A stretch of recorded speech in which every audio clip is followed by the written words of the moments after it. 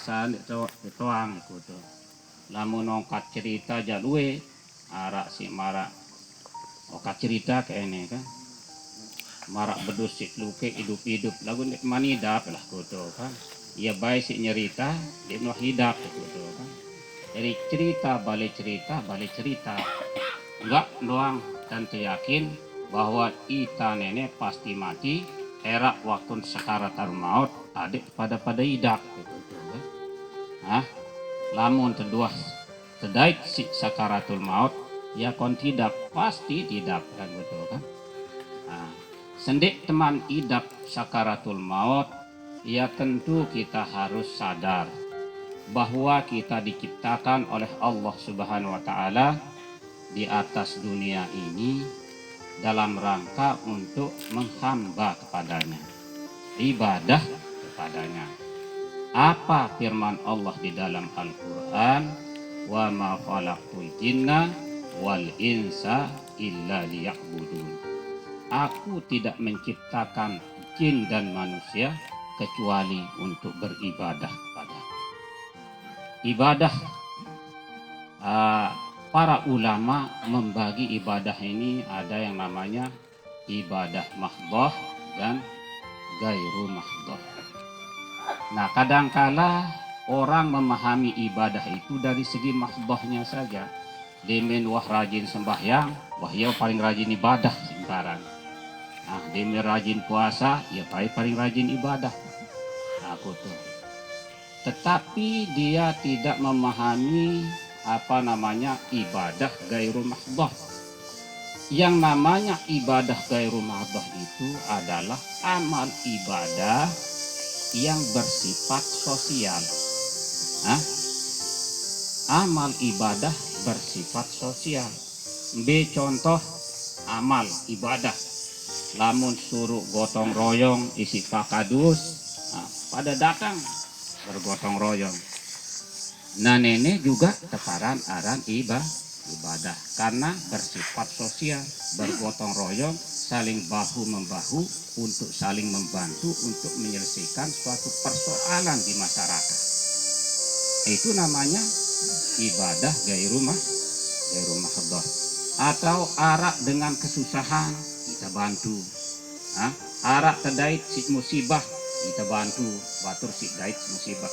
Juga itu merupakan ibadah.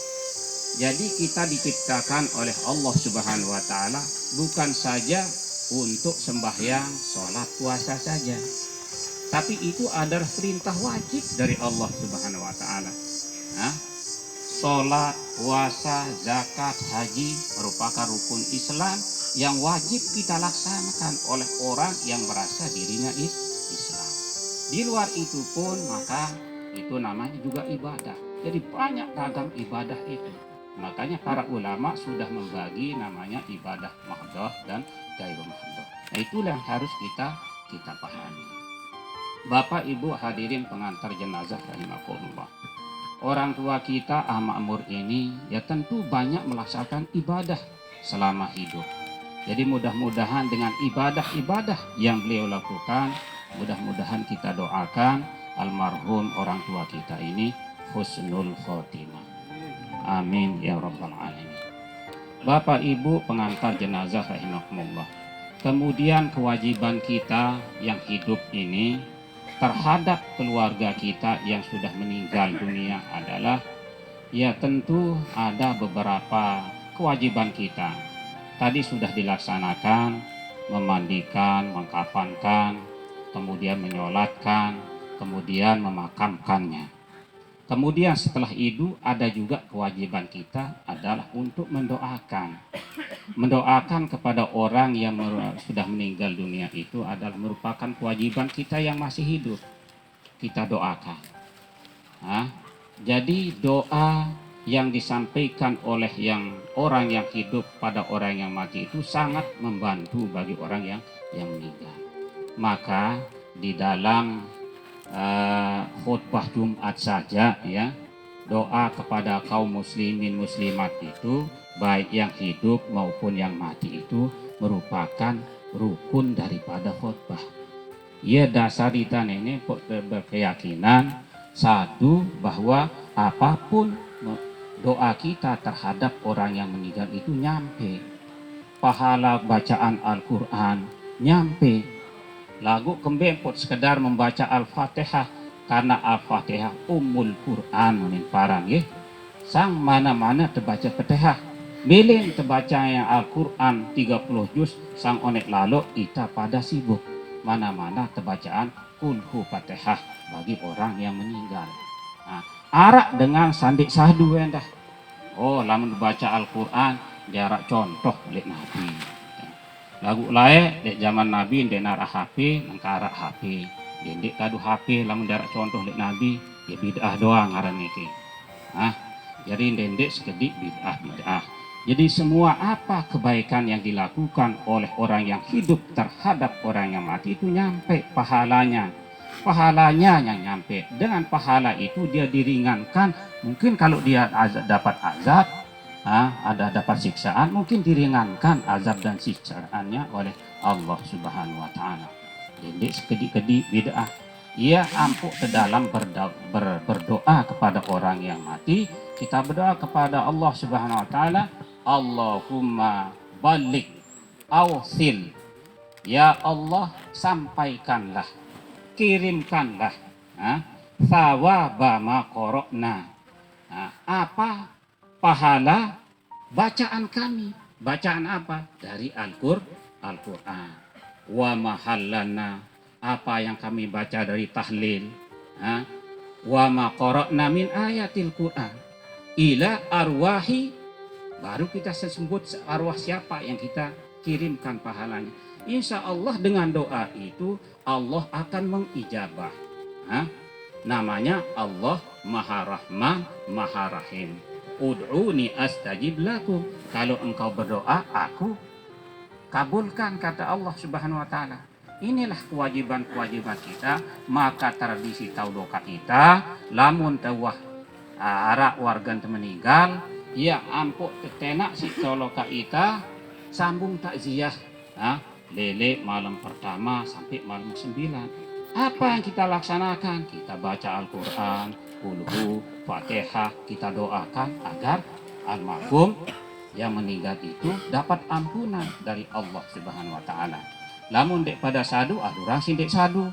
Lagu dendek lengakan batur si sadu lah gitu kan. Ada yang mengatakan, oh dia kadang-kadang lebih mengutamakan adat daripada syariat. Lamun tendek ketahuan adat pun teparan si batur kan tendek tuang adat suruh suita. Nah gitu kan. Makanya selama al-adatu muhkamatun. Jadi adat itu juga merupakan dasar hukum di dalam hukum agama maupun dalam hukum negara. Tidak bisa kita kesampingkan hukum adat itu selama adat itu bersandikan syarat sesuai dengan syariat agama. Lain halnya dengan kebiasaan-kebiasaan orang Hindu, mungkin masang sesajen dan lain sebagainya. Kebiasaan-kebiasaan begitu ya perlu kita pilah-pilah. Mana kebiasaan adat istiadat yang ditinggalkan oleh para ulama, itulah yang kita ikuti. Bahasa contohnya, lamun le Arab mendidik, ikuti dengan Arab baik, lamun Arab di Arab bahasa halus, dia adat tahu itu. Adat tahu Arab di Arab bahasa halus. Lamun wah akal belek kode akal lunin teparan mengan kena nono. Lamun ita lamun tahu lokak paran kai penang kuak linda serusuk kira-kira. Dek tahun bahasa, dek tahu adat aran nono. Lamun le Arab rata belek beri takat akal. Gitu. Lamun ita kan Arab KIP mengan bahasa halus kondayang gunung. Lamun le Lombok Tengah, Lombok Timur, Lombok Barat, KIP dahar, kan sila, dawakan, bahasa halus. Jadi nenek merupakan adat istiadat kebiasaan yang baik, artinya yang tidak boleh ditinggalkan. Engkau dapat tersembahyang 5 waktu, rajin puasa, rajin zakat, lalu berhaji, lalu ndek tahu bahasa, ndek tahu adat, masih salah. Kumbe si kena nangkat rajin ibadah, rajin sembahyang, rajin sholat, rajin puasa, bersedekah, beribadah yang lain-lainnya, kemudian adat istiadat juga kita tidak langgar. Nah, jadi dua-duanya harus selaras gitu kita jalankan, baru namanya orang baik. Menjalankan syariat lagu ndek ento adat masih salah. Beradat doang lagu ndek gawe syariat juga salah. Nah, jadi yang benar adalah melaksanakan syariat dan melaksanakan adat. Tahu loka ita sih bagus. Nah, lagu ndek sekedi-kedi oh ini bid'ah. Lamun dek wah golongan iya wah mesa baik. Paling kena lah godo. Pegawaian batur jandik nah si kena. Tahu nilai batur lagu nilai diri ndik tahu. Nah godo kan. Jadi nenek itulah yang perlu. Maka di dalam bertakziah juga ya bahasa-bahasa, narasi-narasi yang perlu disampaikan oleh para dai, para mubalik juga harus bisa memilih narasi-narasi yang tidak memecah belah umat. Lamun sampai yang narasi atau kalimat-kalimat yang menyinggung perasaan orang lain, terjadilah seperti di Lombok Timur. Nah di Lombok Utara ini kita tidak menginginkan hal-hal yang seperti begitu akan terjadi. Mudah-mudahan kehidupan kita bernegara, berbangsa dan beragama penuh rukun kedamaian di tengah-tengah masyarakat kita di Lombok Utara. Bapak Ibu pengantar jenazah rahimakumullah, lamun tiap bercerita jabelo lalu nggih. Karena kita banyak kesibukan. Jadi mudah-mudahan orang tua kita yang mendahului kita seperti almarhum Ahmad ini, kita doakan mudah-mudahan almarhum husnul khotimah. Dan kita lanjutkan takziah ini di rumah duka mulai lelek bareh kelam atau bareh kelam sampai malam ke-9 di rumah duka dengan kita membaca ayat-ayat Al-Quran, Qul Fatihah, kita berdoa mudah-mudahan dengan bacaan-bacaan itu dan doa yang kita panjatkan kepada Allah Subhanahu wa taala, Allah mengampuni segala dosa orang tua kita Makmur ini.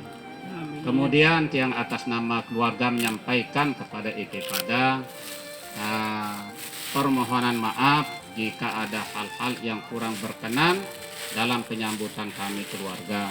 Ya namanya kita ini musibah mendadak ya, sang kurang jaga aik mumek kulako maafkan IP Padang.